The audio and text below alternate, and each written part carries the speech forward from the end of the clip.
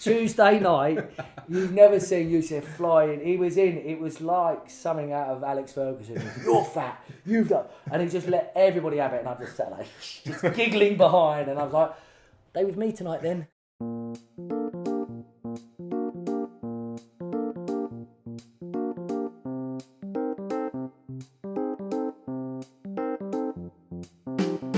Hello amateurs, welcome to episode 8 of the Amateur Rugby Podcast, here to help soothe your Sunday morning hangover with some preppy rugby chat about the grassroots of the game. I'm your host Tim, and today I'm in the Algarve in Portugal, where I'm about to embark on an 11-day campervan trip. Hope you enjoyed last week's episode with Ben Ward of Ealing Trailfinders. Wardy is one of the clearest thinkers about the game that I've ever encountered, and if you haven't listened to his episode yet, I urge you to do so at the very earliest opportunity. But my guest this week is Mike Friday, head coach of the USA Sevens. Geezer and I have crossed paths in rugby circles in almost every capacity as players, coaches, on the same team and on opposite sides. Now I've been retired for some time, it's with great clarity that I can say that Mike is the best coach that I ever had. A superb mixture of incredibly detailed technical appreciation, motivational skills and the ability to create a culture that bred excellence are just some of the reasons why I rate him so highly. This interview was recorded in August of 2019 and we had an in-depth chat about the achievements and challenges for USA Rugby, both the Sevens and the 15-a-side version of the game. We got into coaching philosophies and Mike shared some genuine coaching knowledge bombs. If you're a young or new coach, then there is some seriously good advice in this episode for you. And lastly, we talked about Mike's amateur club, Bromley RFC, where 3 generations of the family Friday are still involved. I love chatting to Geezer and I hope you love it too. Please welcome Mike Friday. So, Mike Friday, welcome to the Amateur Rugby Podcast. Thank you for having me. It's great to be here. Yeah, good man. So, let's start off with kind of the most recent history. Just been named World Series Coach of the Year, Mike. I mean, how does that feel? I mean, you know, fantastic to get recognised. But, you know, as I've said, I'm part of a team. It wasn't me. It's not just me. I'm the grumpy South East London boy that's at the top of the tree. But the reality is, I'm so fortunate with the crew that I run with. You know, I've got 2 great coaches. Phil Greening, who's been with me when I was at England, played with me at Wasps and so forth. So we kind of know each other and our strengths and our weaknesses. And then more importantly, just more recently, I've got Tony Rokes, another local lad, right? Sid Cup boy historically, but was with England for the last 4 or 5 years. Played for me when I coached England, right? And he's come on board and he's just added to our cocktail.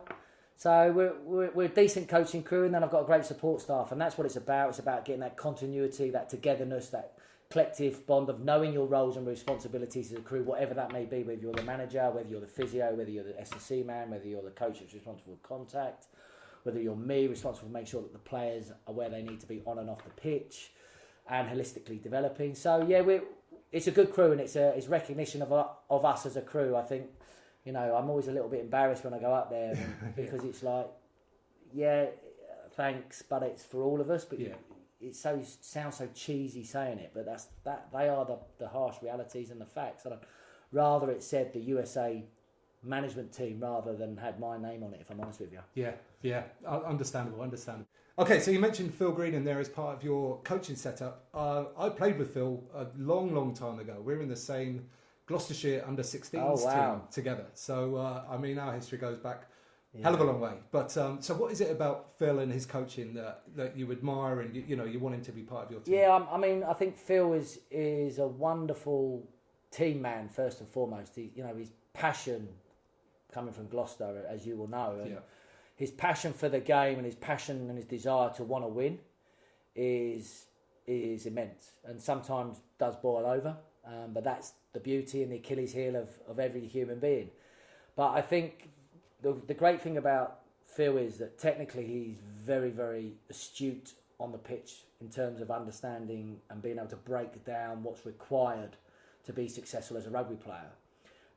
And he's also insanely creative, right, which he was as a player. I mean, he was a hooker, but he should have been playing outside centre or even 10. He had the skill sets to be a back.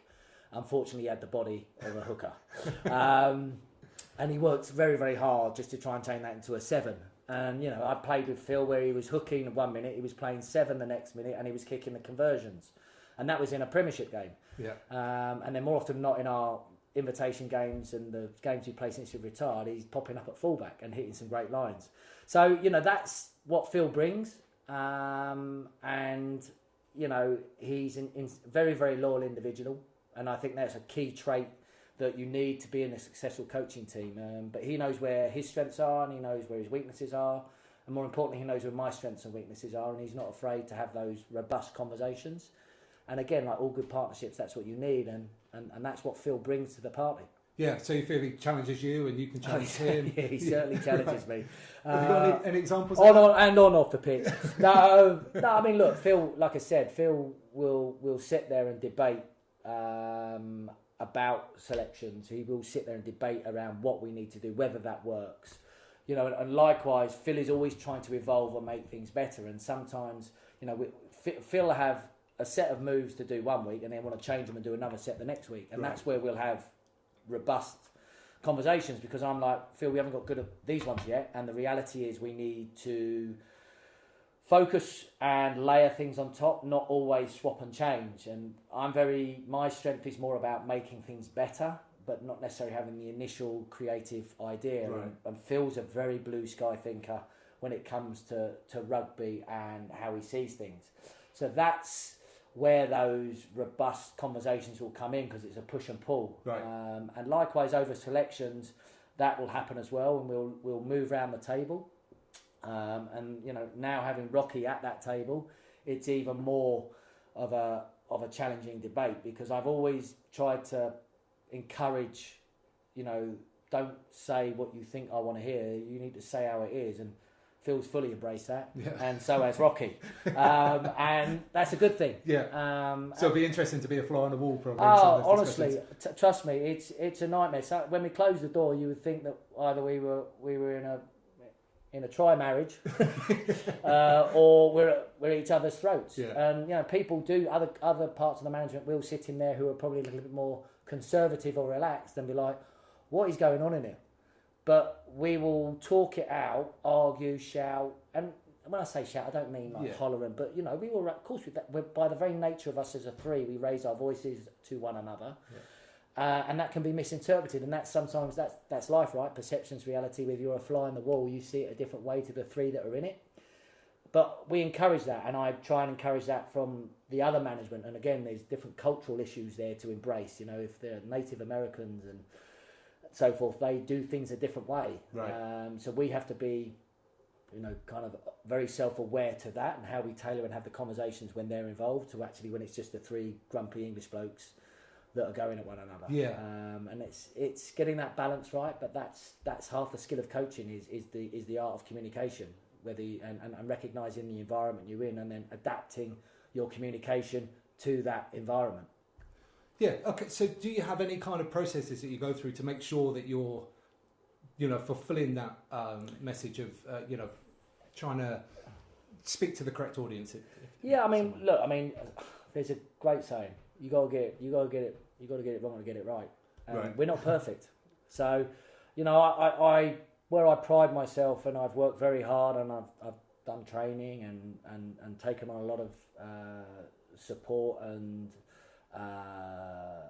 read and mentored and been mentored on. It is around the art of communication and recognising and understanding personalities, and then being able to tailor who you are and what you say to that individual. Now, they're things that are probably pretty natural to a lot of school teachers, and I think people have that natural talent to be able to be flexible in their communication but still be authentic, because that's the skill. You have to care, you have to be selfless, but you have to be authentic when you're having these conversations without leaving the person you're having that conversation with in no doubt of what is expected of them, or what they've done right, or what they've done wrong, or what they could do better. That's something that I've worked and been at the forefront of all of my coaching, whether I have had to do that with under 8s, or whether I've done that at an amateur level, whether I've done that at schoolboy level, or whether I've done that at semi-pro level, professional level, or international level, be that with men or be that with women. Each and every one of them requires adjustments by you as a coach to mould yourself around that group. And that's the challenge, right? But that's the bit I enjoy because I love people watching, and I love being sociable with direction, with a group of individuals who want to achieve a common goal, and that's something that's at the core of me, and I'm passionate about as a coach. Technical abilities and things like that, that's great, but I think the art, and I think it is an art, it's not a science, the art of being able to mould yourself around somebody to get the best out of them, I think is a challenge. And it is at the core of coaching. Okay, you mentioned goals there. I'm just wondering, from when you started the job with the USA Sevens, you've just missed out by the tiniest margin on the World Series title this year, tiniest margin. I'm just wondering where compared to when you started, the goals you set yourself, how close you are to them now, or have you achieved your goals so far, or are you a bit ahead of schedule or a bit behind? What would you say? Well, look, when I came in 5 years ago, we were close to relegation. We were deemed to be favourites to be relegated that year. We were given less than 10% chance of making the Olympics in 2016. So it was a pretty dour picture, but exactly the picture I like to see. Because I'd watched from afar and I knew the potential that was there, but it lacked direction, it lacked clarity, and it lacked cohesiveness. So we've come a long way. We are a very diverse group, probably the diversity that I've never experienced before ever in any coaching environment. But as you would expect, they truly represent the country of America, and you just got to get your head around how big that place is. And it's easy to say, but until you're in it, you don't realise how big this place is. And we worked really well. We made some big improvements in year one. Moved from 13th in the world up to 6th. Mm-hmm. Qualified for the Olympics. Were recognised as medal contenders, bizarrely enough, going into 2016 when we shouldn't have even been there. We didn't quite make the medal rounds because we lost by a points difference of 1 to New Zealand in the volatile world of sevens, where some things are in your control and some things are not. And then from there on, we've had to kick on. But you know as well as I do in rugby, the higher you go, it's almost very easier to get from 13th to 6th, but to get from 6th to 5th, 5th to 4th, and through the ranks there, it becomes insanely difficult. So to finally break the top 4 glass ceiling, and the traditional top table as a tier 2 rugby nation has been, amazing. And credit to the boys and all the hard work they put in, not just this year, but the culmination of the last 4 or 5 years. So it's something that I'm very, very proud of what the boys achieved. Yeah. Okay, cool, amazing. So the Sevens is obviously leading the way in rugby in the States in general, but the 15s are improving as well now with the MLR that they've got there now. The professional league is going quite well. How do you see their progression? It's not in your remit, is it, the 15s at all, but do you see that they're going to be catching you up and joining the top table in the 15s game, or? I think 15s game is far harder because I think the Achilles heel in the US landscape at the moment is when rugby is taken up, and rugby EQ is genuinely gathered between the ages of 13 and 18. They're the golden ages of learning and understanding and picking up the game. So for rugby in America, where it doesn't traditionally sit in the high schools, to complement the existing super sports means that a lot of players are picking it up at college at 18, 19 when they're realising that football isn't necessarily going to be theirs, and I mean American football, not soccer, or basketball or wrestling or these other sports. And I think that makes it very hard to play catch up because you're going up then against these traditional 15s nations, New Zealand, South Africa, Australia, who had rugby EQ in them from that 13 and have far superior resources in terms of playing opportunities, coaching resource, coaching support. There's probably more coaches in one area of New Zealand than there are in the entire United States, just to give you context. And the depth of that knowledge in these tier 1 nations is huge. So that means you're at a distinct disadvantage in the 15s, especially when you look at the front 5. And the front 5 is the key to test match rugby. Mm-hmm. If you haven't got a scrum and you haven't got a line out, you are going to be on the back foot. And if you're on the back foot, you can't control the pitch. If you can't control the pitch, you can't control the ball. If you can't control the ball, you can't win the game. And that's the harsh reality of Test match rugby. So the physical attributes and the athletic abilities is there for all to see in America.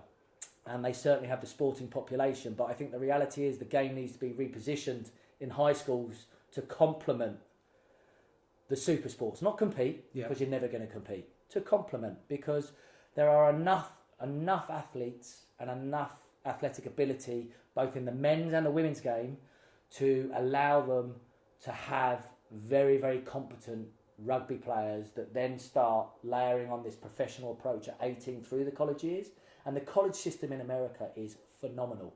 And imagine if you had this rugby population that had learned through the high schools coming through, then it's a game changer. So the MLR is kind of top down, but there's this vacuum in the middle, and that gives them an outlet after college, but your quality of playing pool and your depth of playing pool is very thin. There's a lot of overseas players coming into America. I think with the changes in the residency World Rugby qualification rules from, I think it's 5 years now, that means it makes it far more difficult for these guys that are coming from the likes of South Africa to go to college, to then become eligible for the US in the 15s. Again, it doesn't work in the 7s because it's about Olympics, which means you need a USA passport. Right. And that's where I think the 7s can play a role, because if we need to bring it to the forefront of the sporting landscape and the eyeballs of the American public, well, if you can't be an NFL player and you can't be a basketball player or you can't be a baseball player, if you can be an Olympian, then you're all in. Yeah. And that's the gig. And the sporting eyeballs in America, unfortunately, they just love winners. So now we've got a challenge of trying to go from being the underdog and the 13th place relegation person, which doesn't really float the boat for the American sporting public, to be medal contenders. And then all of a sudden, the landscape will grow and get more interested, and there can be a little bit of a shift. And you don't need much of a shift. You just need these existing little rugby hotbeds, which are probably 8 to 10 states, which are all the size of countries in their own right. Right. And then all of a sudden, we're going to have a rugby population. But that evolution is 10 years, 15 years. Yeah. In the 7s, we're already kind of knocking at the door. But we need to look on the conveyor belt of what's coming up, because this current group is decent. And the 15s, it's a 15, 20-year conveyor belt plan strategy, which will allow them to force them out there. Probably the only country that can catch up, but time is running out. Sure. In terms of what? Time's running out in what way, do you mean? Well, I think what's happening in the top tier of rugby 15s is that with every year that goes by, the rugby EQ becomes more complex. Right. And, there are a lot of discussions, is the game getting more like league, and there's no space out there, and there's the league defences, there's talk of bringing in the 50-20 kick to change and evolve defences and attack. But ultimately, the rugby EQ around the basics and the technical understanding is becoming far more complex. And it was no different if we switch it on our head. It's no different to you and me going into, I don't know, to my boys' school at Trinity and going, do you know what? We're going to learn American football today. Yeah. I've been in America a bit. I kind of know how rugby ball and football is. You do it like this and you run this kind of move and that move. It's kind of, we're just going to do it wrong, right? Yeah. And that's what's happening the other side of the pond. Right. It's not through any, it's good endeavours and good intent, but they need direction. And they need support and they need mentoring, and we need a plan in order to unleash it in the high schools. Right, so what you're thinking is potentially that gap's possibly getting even bigger before it can... With every year it will, in the men's game you've seen it. You look back in the late 80s and the early 90s when USA and Canada were competing in World Cups and getting to quarterfinals and doing okay. Well, that's because their athletic ability was far superior to everybody else, because everybody else was kind of social rugby and was very talented. Whereas now they've sorted out all of the professional and the fitness and the conditioning and the mental side and the analytics. Their athletic ability is on a par with the American and the Canadians. But the rugby EQ is far, far superior, which means now these boys are struggling to get out of a group or win a game. And I think that has happened in the men's game, but America has the capability and athletic ability and know-how to catch up. in the women's game, that gap is still very, very close. So the athletic ability that they have in the USA means that they could be world champions and Olympic gold medalists very, very quickly just on their talent pool. If we can get the college game right, linked to Title IX, you know, then link that down into the high schools, then all of a sudden, then that gap will never grow. Yeah. But you're starting to see with, you know, the professional programs in England, the professional programs in New Zealand and France, that they're just starting to pull away. And with every year that goes by, that'll be a little bit further. And you think how far professional rugby has come in England and as a whole from 1995 to where it is now. It's a world apart, right? And it's, you know, that's 20, 25 years. Yeah. Okay. The women's professional game's been going 3 years. So that's the opportunity for America, but that's also the challenge. Yeah, it's a short time window. Okay. Okay, let's get talking about some more coaching things. So I coached at Old Colfians for 3 years, and right at the very start of my time there as a coach, I was away for a couple of weeks, I think, and I asked you to come down and run a session for me, which you kindly did. And my question is really, I think I asked you to try and do a little bit on defence, a little bit on passing, some attack work, some kick strategy, all in one session. Now, at the time, I didn't think that was unreasonable as a very young, inexperienced coach, but obviously you kind of said this is way too much for one session. So I'd just like you to sort of kind of talk about that, and maybe if there's any formative experiences in your coaching journey that have stood you in good stead along the way. Yeah, I mean, yeah. I don't think we covered half of it or any of it. I'm not sure. I can't remember. But again, it was surreal turning up at Old Colfians, and then running out and Dean. I think I'm not even sure if Martin Davey rolled out as well there. He probably did just to give me banter. But long and the short of it is that, you know, that's I think the challenge for any coach. And I think the thing about all young coaches, they want to solve everything and they want to make everything perfect. And I think you have to realise and recognise that that's not possible. And what I mean by that is that when you look internationally, it's not perfect, and they have all the time in the world, and they have the best players in the world in order to do it. Mm-hmm. And sometimes, and this is something I learned, sometimes you've got to leave a three-legged tripod out on the pitch. And what I mean by that is everybody wants the perfect tent with the four legs down. Right. But that's really, really hard to do. So the reality is, if you've only got three legs out there, it's still going to stand, and you can go out and put the fourth leg out another day.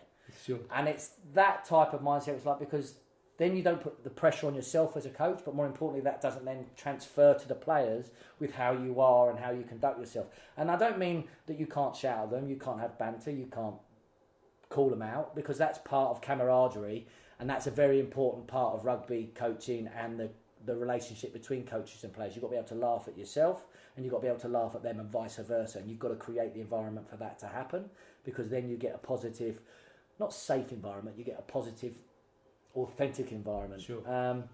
So for me, when I came back from the professional game and I was learning my coaching ropes, it was, well, what are the important bits?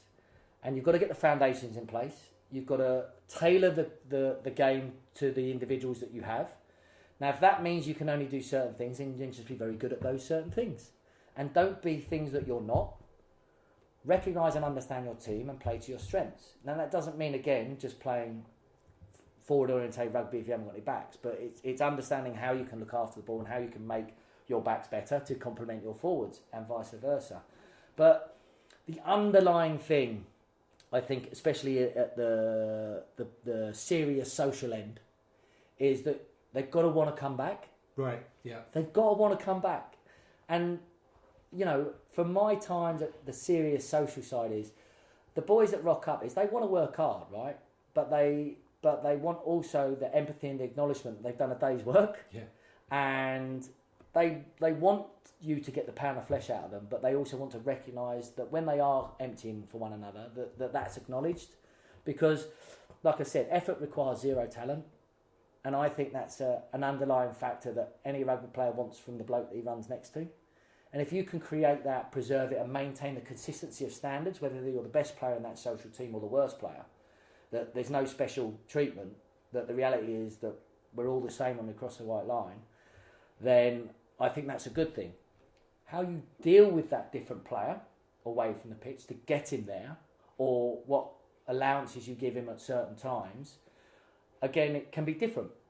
But again, you have to be able to have those conversations when those other players in the serious social side challenge you, and you shouldn't shy away from it. Just say, well, it's because I said so, because that's being blunt, a shit answer. Yeah. And for a intelligent, serious social player, he's like, mate, that doesn't wash with me, because they've got high-powered jobs in the city, or they're firemen saving lives every day. So the reality is, it's like, mate, treat me like a man, and have the grown-up conversation. I get the team camaraderie, I get the selfless commitment, but give me consistency and make me feel like we're all at one. And I think that's the challenge for a young coach, is you've got to get that bit right, and then you can get the foundations of the technical side and build from there. Yeah, I think that's a very good point, because certainly that was the case for me, and I think it's the case for a lot of other coaches that I've heard going on coaching courses. They're desperate to learn the technical things, and they think that if they get to a certain level, then their technical knowledge won't be good enough. But I think what you've said is entirely correct. It's so much, that's the icing on the cake. You need to make sure you're connecting with your players first, and you're creating a good environment. Yeah, because this game's a social game, right? And I don't mean social is on the beers, but it's a social game. It's about building relationships. It's about mates. It's about being selfless for a group challenge, and you can't lose sight of that. And the reality is, all these young coaches, especially the aspirational coaches, they've got a good technical knowledge because they've played the game. Mm-hmm. And then it's about being humble and recognising that there are other ways to do it. Now that's then going and having a conversation with me or bringing me, and not saying, well, if Mike's done it, it must be right because he's got this certificate. Yeah. I mean, that again is absolute rubbish.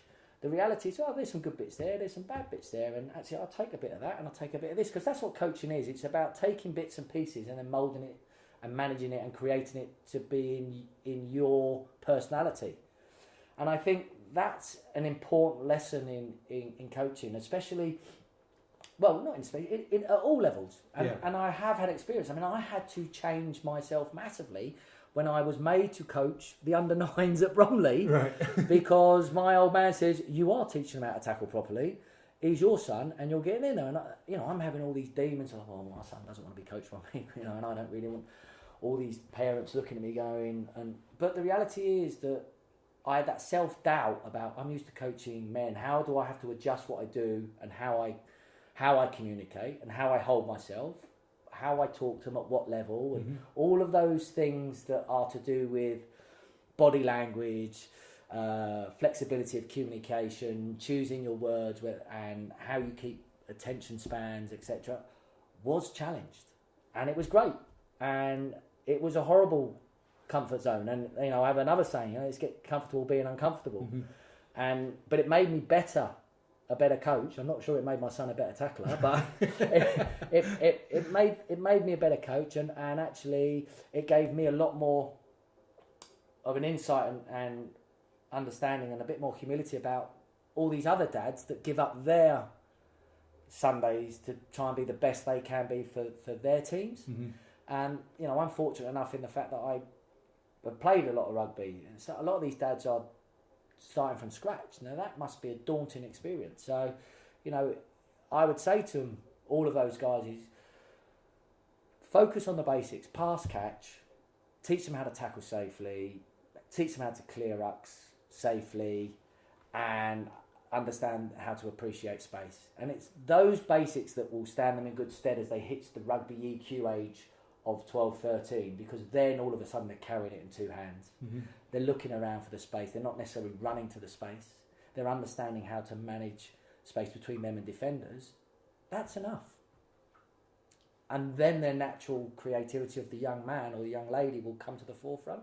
And that's where the teachers at the schools, and when you move into the clubs, now you can start layering on top of that. Sure. Okay, so I mean, just to sum up there, you're kind of saying give them the real core skill basics and then let them explore the game themselves. Because I mean, there's every chance that the game when they're adults won't look anything like what it does now. So don't concern yourself too much with too much detail, I guess. Yeah, don't get caught up in plays. Don't waste time with structures and all of that, because right now the 50-20 rule's not in. Yeah, that might be in, but get them comfortable on the core skills and focus on that, because I had an interesting conversation with the academy coach around what happened from who came from their academy into their first team.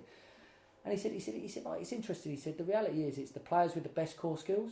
And what I mean, that can pass and catch, carry the ball in two hands, understands how on a 2-on-1 and space, can tackle efficiently and effectively. And I'm like, that's interesting, isn't it? Now, there's a lot of talk around playing with games and exploring the game. And I'm all for that, but there has to be purpose, there has to be direction, and the fact that you can't compromise the core skills of the game, because they will not change.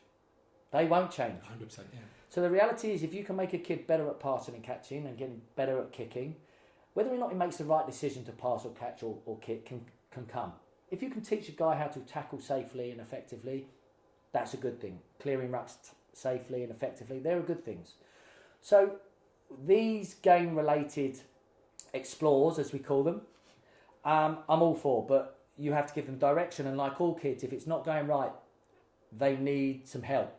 Don't just say solve it yourselves, because if you're in the maths class and you can't do the maths problem, the teacher doesn't up front, well, we'll just sit here until you do it. Yeah, good luck. They will educate and guide so they can get the answer. And if that means you have to give them the answer, that's fine. They can still redo the test, redo the game the following week, and let's see what they've remembered and what they've learned. And that, I think, is an important lesson in coaching as well, is because we've gone too far at times, and it does my head in. It really does my head in, all this. Like, it's just all games and this, and it's just an explore, and why do we not have the pitch should be this way? Why are we giving constraints? It should be a circle. Oh, man. It's like, come on. There's a time and a place, but we also have a responsibility to give direction and assist the learning, and not compromise on the fundamentals of the game, because ultimately that is what all the top class professionals are. And if you want to enjoy the game, the better your basics are, the more you enjoy the game. So it's a win-win all round. Yeah, definitely. And I can attest to that, because when I turned up to play for you at Blackheath in 2007 or whenever it was, I could roughly pass off my right hand, but it was a spin pass. I couldn't push pass off my right hand because I'd really never properly been taught it or grooved it. During that pre-season, I had a few little injuries, and you made me walk up and down the pitch, pushing the ball across my body, left, right, me and a few other guys are injured and stuff like that. And that, that period of time, it was a few weeks, I think, 2 or 3 weeks or whatever. But we did it a lot in other training as well. But my left-handed passing then became far stronger than my right, because I couldn't unlearn what I'd sort of the poor technique that I kind of learned previously. So, like, the rest of my playing career after that, another 6 years or whatever it was after that, my left-handed passing was far superior to my right. And I think one of the things you pointed out as well, in terms of spin passing the ball, particularly for somebody like me, a heavy forward, the chances of you needing to pass the ball more than 5 or 6 metres, maybe 10, 11 maximum, is almost zero. So why do you need to spin pass the ball? It's not relevant. That push pass is way more accurate, way more quick, and so just nice and necessary. Yeah, I mean, it's nice if you can spin pass as a prop. Yeah, not necessary. No. I mean, you look at Cole Sinclair at the weekend. His movement of being able to just push across his body and put Underhill in that hole. Cole can spin pass, but at the end of the day, he's judged on pushing in a scrum and getting his lineouts right. That's icing on the top. But push passing now for a front five is crucial, because they run those little link plays, and they're the difference between making the line break and not. He might pull off one, spectacular spin pass in a season. So he's on a show reel for 1 week, but it doesn't mean he's getting picked for England week in, week out, or picked for Quins. So I think you're right, and again, it's like in the serious social side, or even in the under 8s, it's not fun doing walking passing, and I get that, and I 100% get that. But that's the challenge of the coach. You've got to get the players to believe that it's important that we do something, and how you interact it, how you mix it into your sessions that's the creative bit.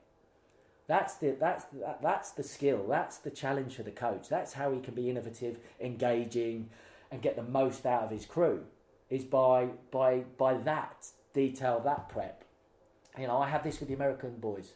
They hate me when I at times because I'm like, sorry lads, you've disrespected the core skill. We are just doing passing for 20 minutes and I am watching every one of you. And if you drop your hands, if you get your foot sequence wrong, if you're not holding it right, if you've not got your follow through, you've not lifted your elbows, I am coming at you. And it's like, oh, Mike's on one. I can be like that with them, but because I can break it down and I can give them the feedback that they need to try and make them better, which is ultimately what they want. Sometimes with young men and older men, they don't know what they want, but they do, but they don't want to face up to it. And it's like, I'm not doing this for my benefit, I'm doing this for your benefit. And I get a real sense of enjoyment when I see them succeed. Yeah. Perversely. But you know, yeah, and I think that's the challenge at all levels for all coaches. Yeah, for sure. Now, I'm not sure if you know this, but like at Blackheath at that time, the sessions when you were there were around about 20% higher quality, like more intense. Like the players were just more switched on, and it was something that we kind of spoke about when you weren't there. We were like, well, we have to get up to that level, even though you weren't there. Now, what are the kind of things that you put into place that just drove that kind of perfectionism almost, and that kind of desire in the players to want to improve and get better? Yeah, I mean, I think, you know, like I said, we know, like, I love a quote.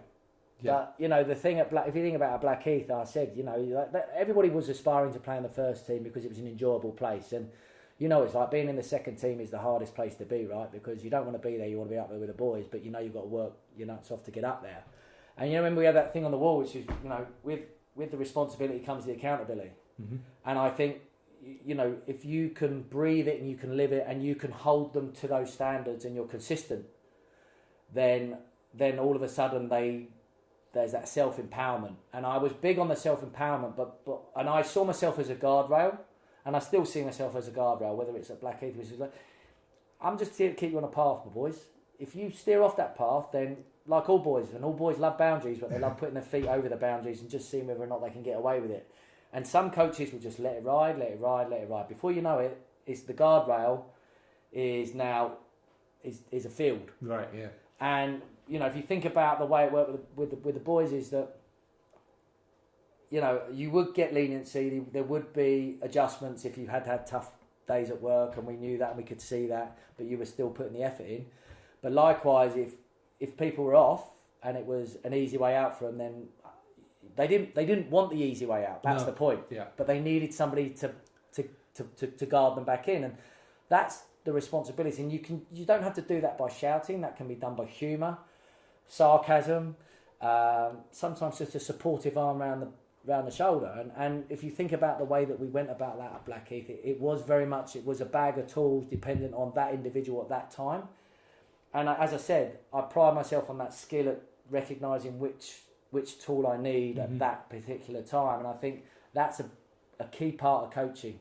And then when you've got the boys doing it, the senior boys, you've got the Richie Windsors, you've got the Tom Bassons. You know, we're even getting Dave Allen out on a Tuesday to train every now and then. You know, that speaks volumes. And, you know, then I don't need to be there. That is perfect. Yeah. Is that because of my other commitments, that's a good thing, because that then breeds confidence in you as a group that, well, if he's here, that's great. If he's not here, we can get by. Yeah. And it, you know, and that gave confidence to everybody that you don't need what everybody would call that superior technical knowledge. There was a lot of knowledge there already. There was Bobby in his way, you had Youssef in his way, you had Honey Ben as well, you know, you had Sam Howard there at the time. So, you know, there was a lot of experience and knowledge and know-how, but just needed kind of corralling and keeping on the guardrail. Yeah. Talking about that, there's something we did, came up throughout the season, but mostly in pre-season, is the Yakka Yard. Oh, yeah, baby. Could you just tell everybody a little bit about the Yakka Yard? The Yakka Yard still lives. I thought it did, yeah. So, yeah, the Yakka Yard has lived, you know, goes back to the Kenya days. You know, the Kenyan boys who know how to suffer and know how to put their body in a bad place. They love the Yakka Yard. Well, they love to hate the Yakka Yard. But for me, all it is it's allowing the mind or taking the body and the mind to a place it doesn't want to go. which all blokes actually perversely love. Yeah. But it's then that sense of hanging on and digging in for the crew. Now, in America and the USA boys linked to the sevens and where we have to go to win games, it's fundamental part of your armoury. When we were at Blackheath, time is of the essence, and we've got to maximise time. So we have to give, for want of a word, a fitness hit at various periods through the season without doing it every week, 2 times a week. So we would deploy the yak yard, which is, for want of a word, is collision work, contact body weight work, which is high repeat, high intensity, in partners, as a group, one in, all in. We go till we say we're going to stop. And I would mix it up. So there were times we were done in 7 minutes, but there were other times where, mate, we're going for 30 minutes, boys. But I wouldn't tell the boys that. And the longer you whinge, the longer you moan, the less I'm going to listen. And that's cat and mouse. That's part of... It could go one way or the other. Yeah, well, it's cat and mouse. But I think the reality is with all those things, if it's done in the right way and it's done in the spirit and you've created the environment to allow that to happen, then actually everybody's all in, because a player doesn't want to be beaten by the coach. And that was the bit I used to play on. And, you know, whether that was Sammy Eiderman back-chatting me and giving me grief, or, you know, Jeff Griffiths, who was as fit as anything but had had a bad day at work and was tough, they wanted that. But you just had to be mindful of how far you pushed it. And, you know, I think the only time where we proper lost it, and I remember this was Yusuf, was when he decided to give him a bit more time off at Christmas. Right. And I was like, mate, you're mad. You're mad giving him all this time. Because I'm telling you, and, you know, Blackheath was social. Like, I mean, boys knew how to party. So the reality was, he gave them 2 weeks off, and he was like, no, we'll be fine. And I was like, mate, we won't be fine because I know what they're like. No, we're giving them off. On my head be it. So we did it, and we played Cinderford, right, who were bottom of the league, and they beat us. And I just looked at him and was like, I told you so. Tuesday night, you've never seen Yusuf flying. He was in. It was like something out of Alex Ferguson. You're fat. You've got... And he just let everybody have it. And I just sat like, just giggling behind. And I was like, they with me tonight then. And we come out and we put them on this 4 weeks. And it was like, you've taken the piss.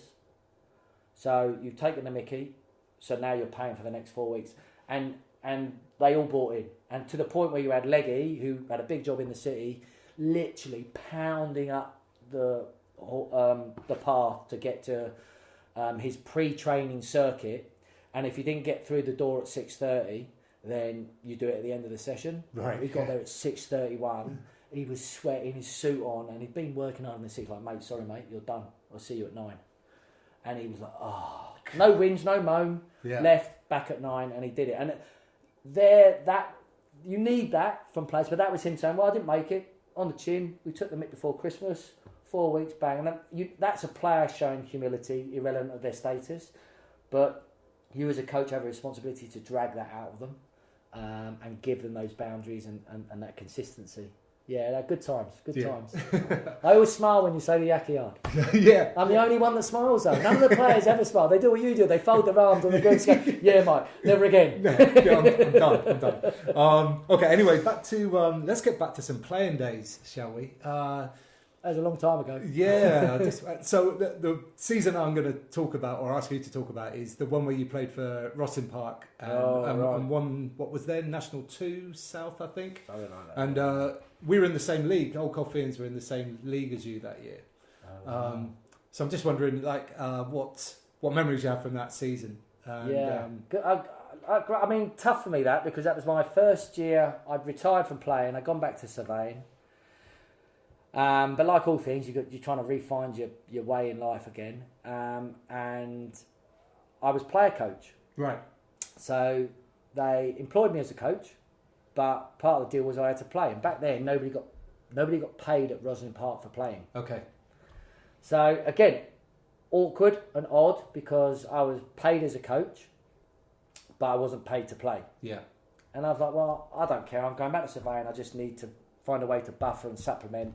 And I'll work it. I'll give everything. So it was my first experience as a coach, right, as well as playing. And God, mate, did I make some muck ups? But the reality is, my playing ability what allowed me to have my credibility not questioned in that first year, if that makes sense. And I was probably, again, when I look back, I was a bit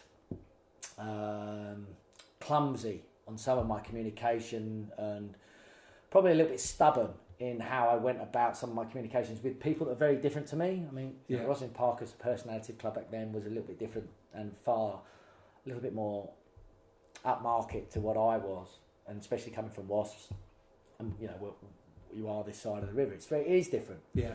And it's not their issue; it's my issue. I have to adjust. So I learned a lot of valuable lessons there. But my playing ability and my credibility to play on the pitch meant that the boys were like, well, mate, he can play, so I'm going to put up with his shit. So that was your first year of coaching? Yeah, that's my first year proper coaching at a national level. I'd done 3 or 4 years with Bromley and their first team, taking them to Twickenham on the, learnt my job. Again, it's your own club, so again, you're given allowances. Yeah. But that was me learning true coaching and realising how you layer on the technical side. But I still was evolving and learning how to talk to people and tailor what you do. And I had a great year with them, and we won the league by a breeze, and we had a great game where we had to go up to North Walsham, because North Walsham was the other big team in the league, and North Walsham hadn't been beaten for 3 years at North Walsham, and I went up there, and the problem is that I went into kind of Premiership head before the game, and I delivered this like, man, I don't do emotion, we don't do it, just get out and get it done, and they're all looking at me and saying, mate, he's gone mad today, he's proper lost it, and literally we had to dig in, and again, I was fortunate from a playing ability. I did dig in and come up with some big plays, not just on attack but in D, and illustrate to the boys that I'm here for you to die for this. Like, let's get stuck in. And I had to earn the respect a different way. Yeah. Does that make sense? Yeah, definitely. And that's the danger when you're a good player and you become a player coach, that you rely too much on that. And that I did rely on a lot that year, but I learned from that for the next year, which was like a really tough league we went into as the only amateur team. So it was good times, and again we played Colfians, we played Blackheath, where was North Walsham, Barking were in there. Yeah. So it was good, serious social rugby, and I think I probably had the most yellow cards, certainly in Rosslyn Park and probably in the league. Again, because your competitive element on the pitch is up here, when a lot of players it wasn't. Yeah. And again, as we know, I can be emotional, and at times that can lead to that small man syndrome, angry, and often to the bin. Yeah. So I remember my first game for Rosslyn Park. We literally first league game was away at Red Roof, right? So we had. Oh. So the long and short is, you're at Red Roof, the first scrum, this Red Roof 9, who'd obviously, Friday's left Wasper, he's playing here, decided to tread on my foot. You tread on my foot. I was like, what are you doing? And I let him have it, and I was in the bin within 30 seconds of my debut for Rosslyn Park. And the boys were like, oh, mate, what is he like? Unfortunately, I come on, I scored 2 or 3 tries. And I was like, I'm not all bad, am I? But, that just kind of summed up that, again, it's like, hold on, I'm going to get targeted here, and sometimes I got it right, sometimes I got it wrong. But it was good. It was good fun.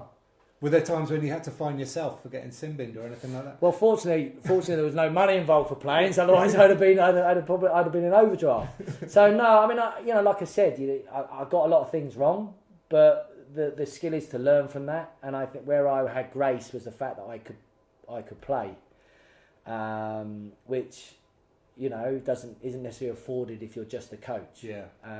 So I would say to anybody, if you're not going to get it right as a coach, and don't beat yourself up if you don't. The important thing is to look in the mirror and self-evaluate and try and evolve, and that's where you can go and get that reassurance, that support, that mentoring from guys that have been in it. Yeah. Because they'll probably go, I did that.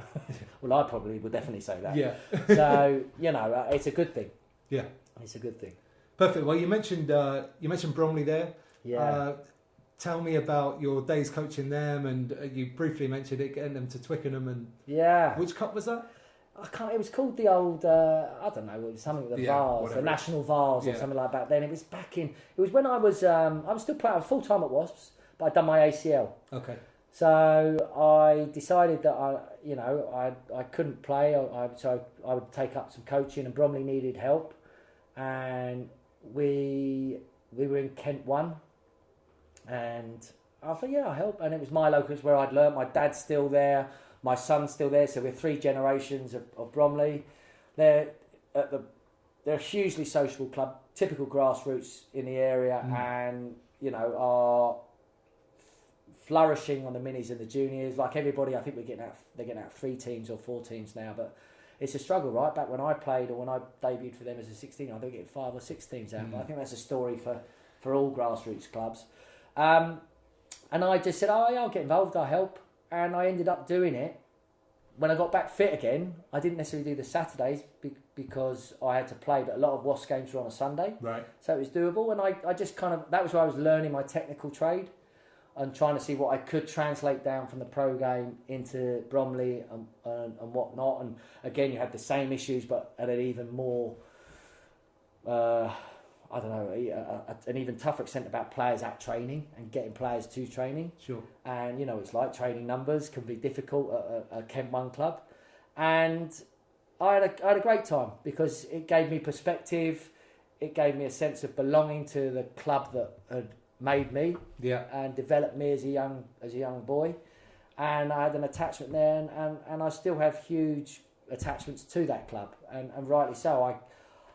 I used to go back, even when I can say this now because I'm retired, but on Boxing Day, I'd be at Wasps and I would play for Bromley on the Boxing Day against Beckenham or Dunstonians and just pray I didn't get injured. Right. And nobody would talk about the fact that I had, and that's more because it was good for Bromley, it was good for me, it's just a part of being at a grassroots club, and you'll say the same at Old Coldfields, and they're what I would call a serious social club. Is that I could have been away for 3 or 4 years, not that I ever was, but I'd be away for long periods of time because of what I was doing, and even more so now. I walk into the bar and it's like you've never been away, right? Yeah. And some of my shirts are up, but more importantly, I rock up on a Sunday and my boys run out, and I was like, I did this back in the 70s. 70s, oh my God. It's great, and Bromley hasn't lost its spirit. It hasn't lost its ethos. It's still the same value-driven club it was back then. And it understands and it knows where it fits into the local rugby landscape. And that's a good thing. Yeah. That is a good thing. Yeah, absolutely. So when I was doing a bit of research for this interview, I came across some photos from the 125th anniversary game, which... I'll ask you to explain it in a minute, but I just think it's a wonderful way to sort of help give back to the club that, as you just sort of said, sort of made you. So if you kind of tell everybody about that game and what happened. Well, that was, so basically, it's not a great ending to this story. Right. But 125th anniversary, and they was like, can you put a team together?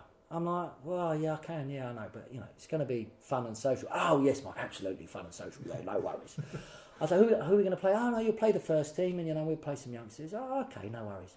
So I put this team together and I said, well, what I'll do is then I'll make it the 2 clubs that are dear to my heart that I play with. So Blackheath, made up of Blackheath and Wasps. So a lot of the Blackheath players from the mid-90s who were Kent boys that end up going to play in the Premiership or internationally, like Matty Stewart went on to Scotland, Colin Ridgway went to Quinn, Sam Howard who went to Bedford and Exeter, Matt Griffiths, Wasps and Blackheath, and then some Blackheath boys as well. Sorry, some Wasp boys as well, like Kenny Logan, Phil Greening at fullback, Darren Malloy, Paul Volley, a lot of kind of quality rugby boys. So we came together. So they all rock up, a lot of the boys are from South West and the other side. It took ages to get him. Like, yeah, it always does, lads. You never used to whinge when I had to go to training though, did you? So we all got there and we all got changed, and they're all laughing and joking around. No worries. We hear the change room next door, right? They were ready to kill people. The old school 1, 2, 3. What are we going to do? Probably kill them. We're going to kill them now. And I'm like, they're all looking up.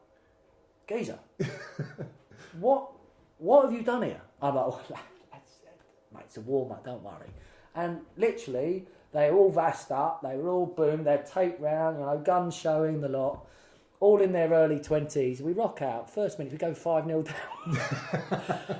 And it's like, oh, shit. And we had a great game, and we won the game, but 10 minutes from the end, Matt Griffiths, winger, he went down the wing and he got caught in a shirt tackle, swung, and he got flown into a concrete pole. Oh, God. Basically, opened his head up. Ooh. And ambulance called. He got up, he walked off, but we was like, the game's done after that. So yeah, we played 70 minutes. And it was it didn't ruin the day, far from it, because we had 4,000 people all around the pitches, kids, all watching, and team pictures and, signatures and all. It was just a great Bromley day. Yeah. To signify, a special year. That there was a taint on it, of course. I visited Griff the next day. Trust me, it didn't affect his brain. What about his looks? Yeah, well, his looks were gone as well. There wasn't a lot in there anyway. So, but it was a fantastic day. I look back at that, and it was great for Bromley. It was nice for the boys as well. They come in and they get, again, it's having perspective and giving a bit back. And a lot of things that we've done, especially as a Wasp Legends boys, is when we were a bit younger, when we were able to play, and likewise with the Blackheath kind of mid 90s boys that have done a fair bit on the vet circuit at various times. It's nice, it's good, it's great. It gives you a little bit of an ego boost, of course it does, but it's also quite humbling to do those things and give up and make time for the next generation coming through. There was loads of kids there, and it was great to see. Yeah, I've got to say, when I came across that and saw the photos, it looked like it was an amazing day. So I was really keen to hear your point of view on it. Yeah, it was good. And the old man was happy, okay? That's always a good thing when the old man's happy. All right, good stuff. Okay, so what we're going to do now is move on to the section about the rugby laws. Oh, my Lord. Geezer, how would you rate yourself on knowing the laws of the game? Well, in games, I'm flawless. And then afterwards, I sometimes have to eat some humble pie with the referees. So, no, I'm not too bad, I don't think. Yeah, okay, we'll see. So, as I always say at this point, I don't think anybody knows the laws of the game perfectly, maybe not even some of the referees, but that's no reason not to try and improve. Exactly. So with that in mind, Mike Friday, it's time to find out if you are a rugger law bore. Sir, are you sure that's correct? Here's your question. The attacking team kick the ball into the opposition in-goal area. An onside attacking player chases, dives and applies downward pressure to the ball. However, just before he applied downward pressure, another part of his body was already in touch. Is it A, scrum or drop out 22, option to the defending team, B, a try, or C, drop out 22?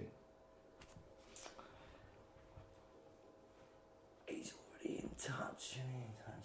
It hasn't gone dead then. So it's a 22 dropout. It's not. It's not a try. It's a try.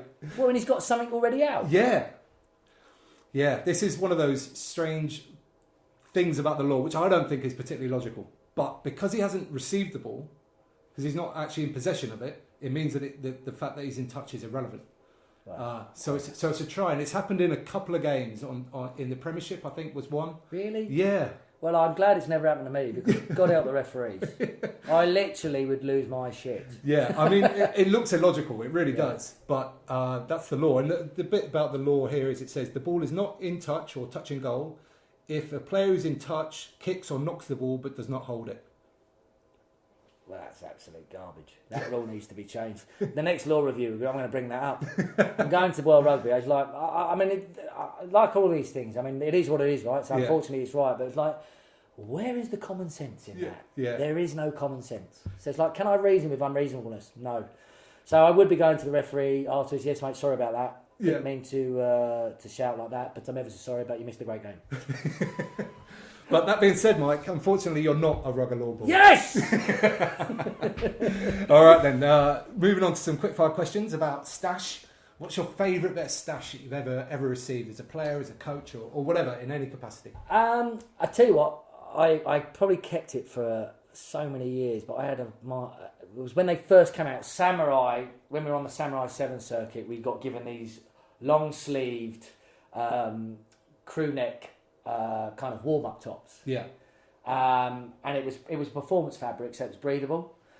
And literally, I must have kept that for about 10, 12 years, and I probably had loads thereafter. Do you know what I mean? But I was like, This is the one. my favourite one. Yeah. My favourite one. And if somebody tried to, oi, what are you doing? That's my favourite one. And the worst thing, I had loads of them, but it was the first one, and like anything, it's like you end up, it becomes becoming like attached to you. So I kept that for ages. I mean, I made a great stash, like Samurai, working on the, being a part of Samurai 7s, and you get some decent playing kit and all of that.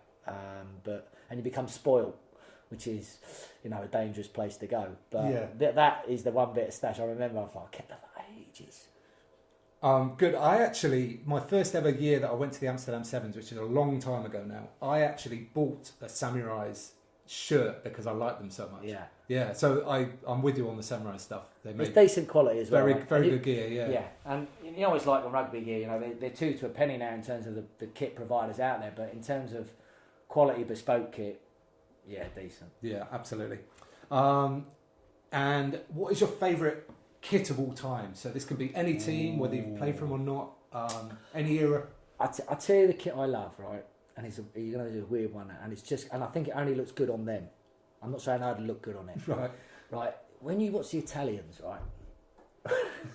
Whether it's that kind of blue Italian kit that they play in, or when they come out the warm up and they got the Italian kind of zip up tracksuit, whether it's Kappa or whoever, you're like, oh man, that's it.